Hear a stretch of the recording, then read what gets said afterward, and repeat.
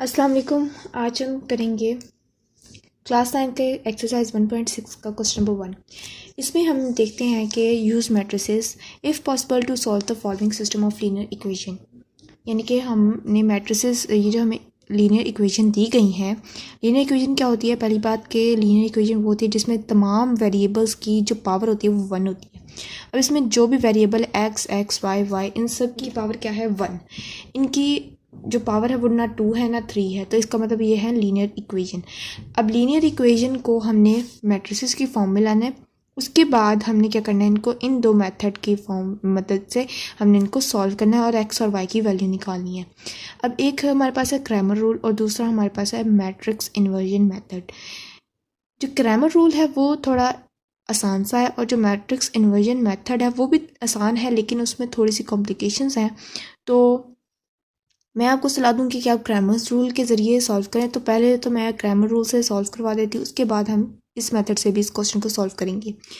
तो हम स्टार्ट करते हैं पार्ट 1 से। पार्ट 1 है हमारे पास 2x minus 2y equal to 4 and 3x plus 2y equal to 6।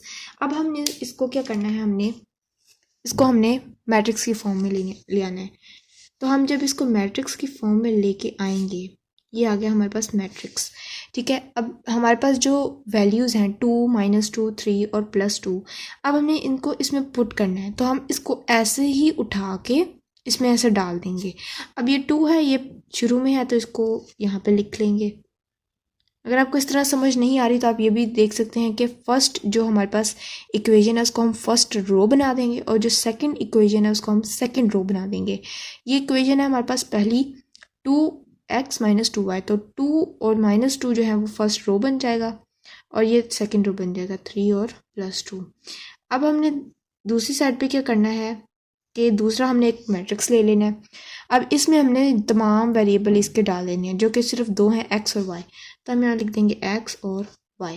अब इक्वल टू लगा के x और y हमने एक ही फाइंड करनी है, एक वैल्यू x की फाइंड करनी है, एक वैल्यू y की फाइंड करनी है। तो हम इसको एक एक बारी लिख देंगे क्योंकि एक ही वैल्यू x की और एक ही वैल्यू y की है। अब हमने यहाँ पे इक्वल लगा दिया क्योंकि यहाँ पे इक्वल दोनों साइडों पे था। अब इक्वल की साइड पे जितनी वैल्यूज हैं उनको हम लिख लेंगे, 4 और 6 हैं, तो हमने उनको लिख लिया। अब हमने क्या लेट कर लेना है कि लेट कर लेते हैं इसको A मैट्रिक्स, लिख भी लेते हैं लेट कि A जो है वो ये है, A इक्वल टू 2 3 -2 एंड 2। ये हमारे पास आ गया A मैट्रिक्स, इसको हमने लेट कर लिया। अब हमने देखें यहाँ पे लिखा है इफ़ पॉसिबल, यानी कि अगर पॉसिबल है तो हम इसको सॉल्व करें। अब पॉसिबल से क्या मुराद कि अगर तो ये सिंगुलर है तो हम इसको नहीं सॉल्व कर सकते, अगर तो ये नॉन सिंगुलर है तो हम इसको सॉल्व कर सकते हैं। हमने डेफिनेशंस में भी पढ़ा था कि सिंगुलर वो होता है जिसकी वैल्यू, जिसका जो डिटर्मिनेंट है वो अगर हम निकालें तो उसकी वैल्यू 0 आए। अब अगर हम इसकी डिटर्मिनेंट निकालें A मैट्रिक्स का और उसकी वैल्यू 0 आ जाए तो हम इसको आगे सॉल्व नहीं कर सकते और हम लिख देंगे कि ये आगे सॉल्व नहीं हो सकता क्योंकि इसका जो डिटर्मिनेंट है वो आया ही 0 है। और अगर इसका डिटर्मिनेंट 0 नहीं आता, कोई और वैल्यू आती है, तो हम उसको आगे सॉल्व कर सकते हैं। तो अब हम पहले इसका डिटर्मिनेंट निकाल लेते हैं। A का डिटर्मिनेंट इक्वल टू, अब 2 × 2 करते हैं, 2 × 2 माइनस का साइन लगा, फिर 3 × 2, जैसे कि हम पहले पिछली एक्सरसाइज में भी इसको कर चुके हैं कि डिटर्मिनेंट कैसे निकालते हैं। तो 2 × 2 आ गया 4 और ये माइनस माइनस हो गया प्लस और ये 3 × 2 = 6 आ गया। अब 4 + 6 आ गया हमारे पास 10, जो कि इक्वल टू 0 नहीं है। तो हम यहाँ लिख देते हैं कि सिंस मैट्रिक्स जो A का डिटर्मिनेंट है वो is not equal to 0, so it is non singular, यानी कि ये एक नॉन सिंगुलर मैट्रिक्स है। अब हम इसको फर्दर सॉल्व कर सकते हैं। ये एक हमने प्रूफ कर दिया कि ये नॉन सिंगुलर है। अब हम इसको आगे सॉल्व कर सकते हैं। तो जब हम इसको आगे सॉल्व कर सकते हैं तो इसको किस तरह आगे सॉल्व करना है वो मैं आपको बताती हूँ कि आप यहाँ पे मोस्ट इम्पॉर्टेंट चीज़ जो मैं लिखने जा रही हूँ, इसके 2 फॉर्मूले हैं, वो सिर्फ इस मेथड क्रैमर्स रूल के लिए हैं, तो वो आपने याद रखनी है। बहुत ही आसान से फॉर्मूले हैं। एक तो हमने फाइंड करनी है x की वैल्यू, एक हमने फाइंड करनी है y की वैल्यू। x की वैल्यू कैसे फाइंड करनी है कि a x का डिटर्मिनेंट आ जाएगा और यहाँ पे आएगा a y का डिटर्मिनेंट, और ये जो दोनों हैं ये होंगे डिवाइड किससे, ए डिटर्मिनेंट से। ये इसका आसान सा फॉर्मूला है कि एक्स की वैल्यू कैसे फाइंड करेंगे, ए एक्स का डिटर्मिनेंट लेंगे ओवर ए का डिटर्मिनेंट, फिर ए वाई का डिटर्मिनेंट लेंगे ओवर ए का डिटर्मिनेंट। अगर वाई की वैल्यू फाइंड करनी है तो ए वाई का डिटर्मिनेंट, ए एक्स की वैल्यू फाइंड करनी है तो ए एक्स का डिटर्मिनेंट। अब बात यहाँ आती है कि हम ए एक्स और ए वाई कैसे फाइंड करें। तो यहाँ पे मैं बना लेती हूँ ए एक्स का मैट्रिक्स और यहाँ पे हम बना लेते हैं ए वाई का मैट्रिक्स। ठीक है, अब ए एक्स और ए वाई का मैट्रिक्स बनाना कैसे है। अब आप यहाँ देखें, क्वेश्चन की तरफ ज़रा गौर करें तो यहाँ पे हमारे पास है 2 का एक्स और 3 का एक्स, यानी कि जो हमने मैट्रिक्स में जो फर्स्ट कॉलम लिया है वो एक्स की वैल्यू है और जो सेकंड कॉलम लिया है वो वाई की वैल्यू है। यानी कि ये हमारे पास है एक्स की वैल्यू और ये है हमारे पास वाई की वैल्यू। ठीक है, वाई के जो साथ हमने नंबर लगाए हैं वो है, वैल्यू नहीं है। ये जो वाई के साथ जो नंबर थे एक्स वेरिएबल के साथ वो ये हैं और जो वाई वेरिएबल के साथ थे वो ये हैं। अब जब हमने ए एक्स का मैट्रिक्स बनाना है तो इसमें एक्स की वैल्यू हटा के 4 और 6 लग जाएगा, और जब वाई का हमने मैट्रिक्स बनाना है तो वाई की वैल्यू को हम हटा के 4 और 6 लगा लेंगे, यानी कि सेकंड कॉलम में हम 4 और 6 लिख लेंगे क्योंकि सेकंड कॉलम में वाई की वैल्यूज़ आई हुई हैं। ठीक है, अब बाकी जो वैल्यूज़ हैं उनको हम वैसे लिख लेंगे। अब यहाँ से 2 और 3 हटाया, 4 6 आ गया, बाकी क्या बचा -2 और 2। अब यहाँ ए वाई है, उसमें हमने -2 और 2 हटाया तो हाँ यहाँ पे क्या बच गया 2 और 3, तो वो हम लिख लेंगे। अब हमने क्या करना है, फॉर्मूले के मुताबिक ए का डिटर्मिनेंट तो हमने फाइंड कर लिया जो कि 10 है। अब ए एक्स और ए वाई का डिटर्मिनेंट फाइंड करना है तो वो हम पहले ए एक्स का डिटर्मिनेंट फाइंड कर लेते हैं, उसके बाद ए वाई का डिटर्मिनेंट फाइंड करेंगे और फिर हम इनकी वैल्यूज़ फाइंड करेंगे एक्स और वाई की। अब ए एक्स का डिटर्मिनेंट कैसे फाइंड करते हैं वो आपको पता है कि इन दोनों को मल्टीप्लाई कर लेते हैं और माइनस कर देते हैं। 4 × 2 -6 × -2, 4 2 8 आ गया। ठीक है, माइनस माइनस प्लस आ गया क्योंकि ये माइनस और माइनस प्लस हो गया, और 6 2 12 आ गया। 12 + 8 क्या आ जाता है 20 आ जाता है। ठीक है, अब इसी तरह हम ए वाई का डिटर्मिनेंट फाइंड करते हैं। ए वाई का डिटर्मिनेंट फाइंड करने के लिए सेम फार्मूला के हम इन दोनों को मल्टीप्लाई करेंगे, आपस में क्रॉस मल्टीप्लाई करेंगे तो 6 × 2 आ जाएगा। ठीक है, -3 × 4 आ जाएगा।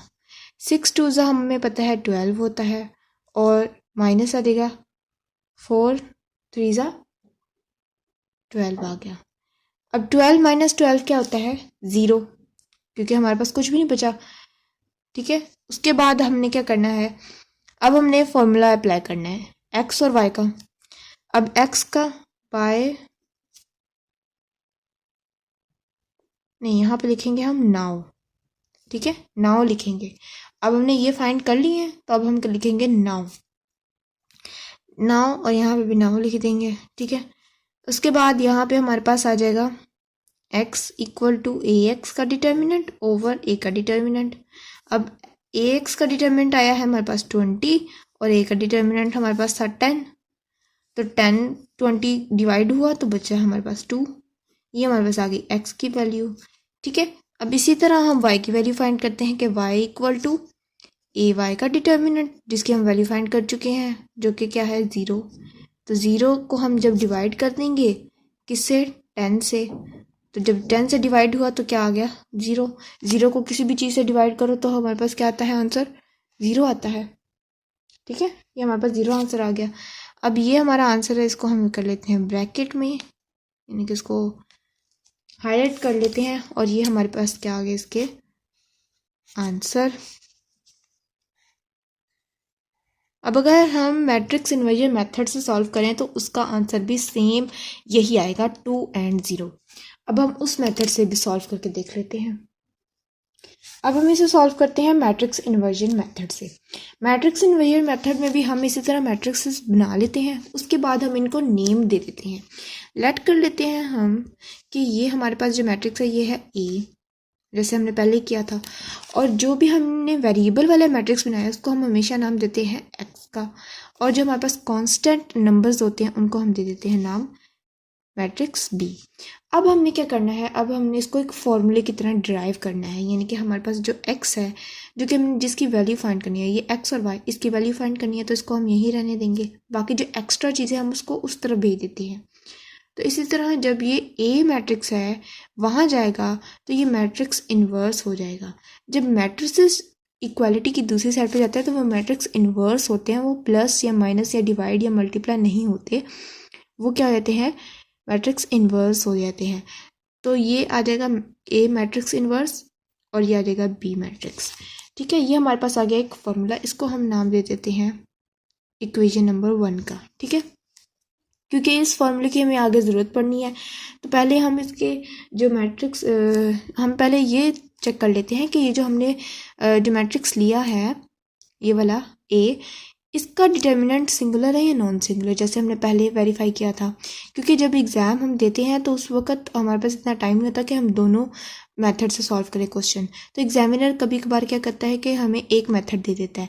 तो जो भी मेथड हम यूज़ करेंगे उसमें हमने पहले ये चेक करना है कि ये जो है सिंगुलर है या नॉन सिंगुलर, चाहे हमें इसका आंसर पता हो कि ये सिंगुलर है या नॉन सिंगुलर, लेकिन फिर भी हमने फाइंड करना होता है एग्जामिनर की तसल्ली के लिए। तो हम ले लेते हैं यहाँ पे ए को, ठीक है, वेयर हम कह देते हैं कि जहाँ पे ये हमारे पास जो हमने लेट किया है इसमें जो है ए वो किसके इक्वल है, 2 -2 3 और 2 के। ठीक है, अब हम कह देते हैं कि इसका हम मैट्रिक्स जो है ए उसका हम डिटर्मिनेंट फाइंड करने वाले हैं। तो जब हम इसका डिटर्मिनेंट फाइंड करेंगे तो सेम हम 2 × 2 करेंगे। ठीक है, -3 × -2। अब ये हमारे पास आ जाएगा 2 2 ज़ा 4, फिर माइनस माइनस प्लस और 3 2 ज़ा 6 आ जाएगा। जब इनको प्लस करेंगे तो हमारे पास आ जाएगा 10 जो कि इक्वल टू 0 नहीं है। तो हम यहाँ पे कह देंगे कि since A determinant is not equal to 0 so it is matrix. तो यानी कि ये नॉन सिंगुलर मैट्रिक्स है। ठीक है, अब हमने ये इसको प्रूफ कर दिया कि ये नॉन सिंगुलर मैट्रिक्स है, तो अब हम इसको आगे सॉल्व कर लेते हैं। ठीक है, जब हमने सॉल्व करना है तो हमने पहले इसकी वैल्यू फाइंड करनी है, क्योंकि बी की जो है वो वैल्यू पता है, लेकिन मैट्रिक्स जो इन्वर्स है उसकी वैल्यू हमें नहीं पता। अब ए जो मैट्रिक्स इन्वर्स है नाउ हम लिख लेते हैं। ठीक है, अब हमने क्या करना है, इसकी वैल्यू फाइंड करनी है। और इसकी वैल्यू कैसे फाइंड करते हैं, ये हम पहले भी पिछली एक्सरसाइज में कर चुके हैं कि ए इन्वर्स या जो भी मैट्रिक्स है उसका जो इन्वर्स होता है वो equal to adjoint of A over A determinant होता है। तो हम इसको पहले कर लेते हैं। अब हमने इसमें फाइंड करना है एडजॉइंट ऑफ ए। अभी हम इसको कर लेते हैं इक्वेशन नंबर 2। अब हमने क्योंकि एडजॉइंट ऑफ ए फाइंड करना है, उसके बाद फिर हम इसकी वैल्यू डाल के इसको फाइंड करेंगे और फिर जो इसकी वैल्यू आएगी उसको हम इसमें डाल के बी के साथ सॉल्व करेंगे। ये मैंने इसलिए आपको कहा था कि थोड़ा कॉम्प्लिकेटेड है, ग्रामर रूल इससे ज़्यादा आसान है, लेकिन फिर भी मैं आप लोगों को करवा देती हूँ क्योंकि ये हमारे सिलेबस का हिस्सा है। क्योंकि ये भी हो सकता है एग्जामिनर आपको कह दे कि आपने सिर्फ मैट्रिक्स इन्वर्जन मेथड इस्तेमाल करना है, तो फिर आपके पास नहीं होगी कोई choice. Adjoint of A, adjoint of A जो कि हमारे पास आ जाएगा। अब एडजॉइंट हमें पता है कैसे फाइंड करते हैं कि जो फर्स्ट जो है हमारे पास इसमें 2 और 2 वैल्यू इनको एक्सचेंज कर लेते हैं, तो यहाँ पे भी 2 है, यहाँ पे भी 2 है, तो ये आ जाएगा 2 और 2। और जो सेकंड होती है उसमें हम इनके साइन चेंज कर देते हैं, तो ये +3 है, -3 आ जाएगा, और ये -2 है तो ये 2 आ जाएगा। अब हमने by putting adjoint of A in equation number 2, तो जब हम इसमें एडजॉइंट ऑफ ए की वैल्यू डालेंगे तो हमारे पास क्या आएगा, ए इनवर्स, ठीक है, इक्वल टू ये हमारे पास आ गया एडजॉइंट ओवर डिटर्मिनेंट जो था वो हमारे पास था 10। डिटर्मिनेंट हमने फाइंड किया था और इसकी वैल्यू क्या आई थी 10, तो हम यहाँ पे लिख देंगे 10 और यहाँ पे ए इनवर्स की वैल्यू आ जाएगी 2 2 -3 और 2। अब हमने इसको साइड पे कर लेना है ताकि हम इसको मल्टीप्लाई कर सकें। ए इनवर्स इक्वल टू ये 1/10 आ जाएगा, ना भी लिखें तो डायरेक्ट इसको डिवाइड कर सकते हैं। ठीक है, ठीक है। अब हम जब इसको किसी भी चीज़ को मल्टीप्लाई करते हैं, अब 1/10 किससे मल्टीप्लाई हो रहा है, इस मैट्रिक्स से, तो हम इसको मल्टीप्लाई कर देंगे हर वैल्यू के साथ, तो हमारे पास आ जाएगा 2 इंटू 1/10, मल्टीप्लाई हो रहा है ना, तो फिर यहाँ पे भी आएगा 2 इंटू 1/10 माइनस 3 इंटू 1/10 और यहाँ पे भी 2 इंटू 1/10। अब ये सब की वैल्यू सेम आएगी इन तीनों की, क्योंकि ये 2 इंटू 1/10 है। ठीक है, अब मैट्रिक्स इन्वर्स आ गया और यहाँ पे आ जाएगी वैल्यू, यहाँ पे आएगा हमारे पास 2 1 2 2 5 तो यहाँ आ जाएगा 1/5, यहाँ पे भी 1/5 और यहाँ पे भी 1/5 और यहाँ पे जो है ये आ जाएगा -3/10। अब ये हमारे पास आ गया ए इनवर्स। अब हम क्या करेंगे, नाउ पुटिंग, यानी कि अब हम पुट करेंगे A inverse in equation number 1। अब हम इक्वेशन नंबर 1 पुट करेंगे, जो कि हमारे पास थी x equal to A inverse into B. अब x जो है वो हमने फाइंड करना है, x की वैल्यू हम डाल देंगे जो कि है x और y। ठीक है, और इनवर्स इसकी जो वैल्यू है ए इनवर्स की वो है 1/5 -3/10 और 1/5 और b की वैल्यू हमारे पास है 4 और 6। ठीक है, अब हम क्या करेंगे, अब हम इन दोनों को आपस में मल्टीप्लाई करेंगे। ठीक है, जैसे हम पहले मल्टीप्लिकेशन सीख चुके हैं उसी तरह हम अब इनको भी मल्टीप्लाई करेंगे। तो ये हमारे पास आ जाएगा, जो अब एरो बना लेते हैं कि ये जो है ये फर्स्ट रो इस कॉलम से मल्टीप्लाई होगी। ठीक है, अब जो फर्स्ट रो है उसको फर्स्ट कॉलम, ये जो ए की कॉलम है इसी से मल्टीप्लाई कर देते हैं। अगर सेकंड होता तो उससे भी मल्टीप्लाई कर देते, लेकिन अभी एक ही है तो फिर अब एक से मल्टीप्लाई करेंगे कि ये आ जाएगा फर्स्ट वैल्यू से मल्टीप्लाई। ठीक है, 1/5 इंटू 4 प्लस 1/5 इंटू 6, इसी तरह -3/10 इंटू 4 प्लस 1/5 इंटू 6।